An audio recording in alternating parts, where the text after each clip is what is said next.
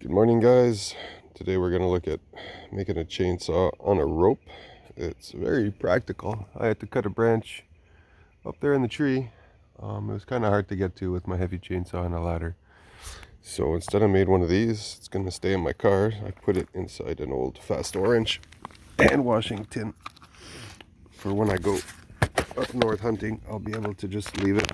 Sometimes if there's a branch on the road, I'll be able to take it off. I've got 25 feet of rope here either side, so 50 feet total with a pulley. That's just what I had to help throw. Need something heavy to throw up on top of the tree to get it over. I used a pulley because if I need a pulley, well, look, I happen to have one now. This was an old chainsaw blade that I had. I put a carabiner on it to keep the two ends together. But I don't really need to unfold it to show you guys. All I need to show you is this part. How I did it was taking my chainsaw, hang on, I'm separating it as I speak here. Took my chainsaw blade. I was looking for the master link, I couldn't find it. I don't know why, I couldn't find it on this particular model. What I ended up taking was just my grinder, and I just cut it in half with a cutting wheel. And then I cut also just the little rivet, just the head of the rivet off the links to get the rivet off. Once I had the rivet off, I could pull it apart nicely. And the reason I did that is these little holes, you want to have them fairly intact. It's not focusing very well. Sorry about this, guys. I'm trying to... There we go. You see the hole where the rivet used to be? I passed a really kind of a strong gauge wire through there. That's going to allow me to put my rope onto this wire, so I can tie any diameter of rope. I'd suggest you get a really good gauge of wire on here, because if it snaps while you're using it, well, that's going to become a problem.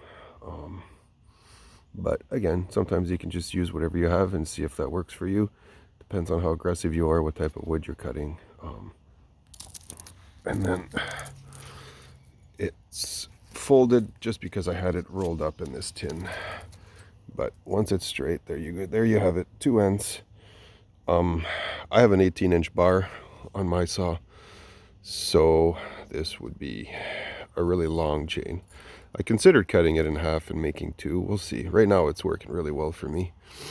Another upgrade, if you want to call it that I might make is these bottom teeth that used to hold the chain onto the bar. I might actually put my cutting wheel back on and cut a few of those off. The reason is when I throw it up above the tree, sometimes I'm not sure which side I'm on. Am I on the right side or the wrong side when I start cutting? When I start sawing, you see if I've got this on my branch, it kind of feels the same, but what I want to do is turn it and have this part down on my branch.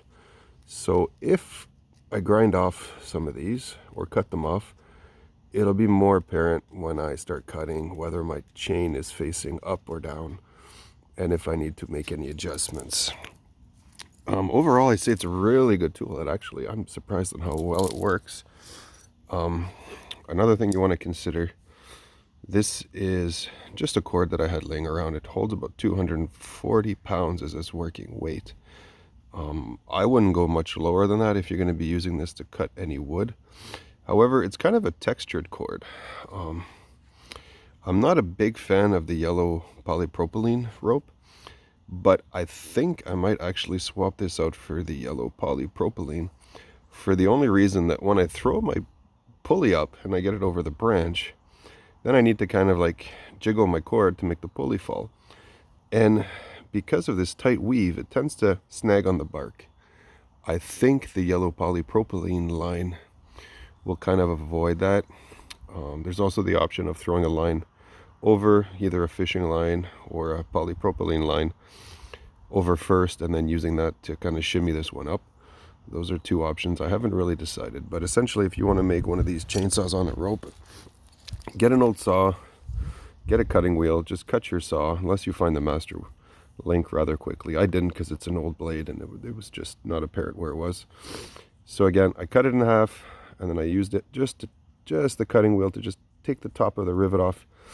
Boom, when the rivet fell out, I had these nice little holes where I could put my thick gauge wire through, make a hoop, And when I'm ready to go, I'll take it out of my handy dandy container, chainsaw and a rope, and throw my rope over top. Make sure you've got a heavy item.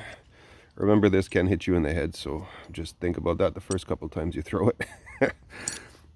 You've been warned. And it works well. I would say for softwood, for pine and anything like that, you can cut infinite diameter of branches. Hardwood, you probably get tired, but this is a pretty nice addition to a pack if you want to go camping with kids, or if you're a survivalist and you're just looking for eco-friendly solutions. You're recycling essentially an old blade. It's extremely light. You can even reduce the links. I'd say on the survival situation, maybe only carry 15 inches of links. The polypropylene rope is a slightly longer, or paracord, which you're probably going to have in your bag anyway. You could adapt to use for this if need be. And adding 15 inches of this probably only adds about 120, 130 grams to your pack. This is going to end up with my spare tire in my hunting vehicle for when I go up north. And I guarantee you I'm going to be able to use it even as a bone saw if need be. There's some pretty big moose up here. But anyway, I hope you enjoyed the video. Post if you have any comments or questions. I'll be happy to follow up. Thanks.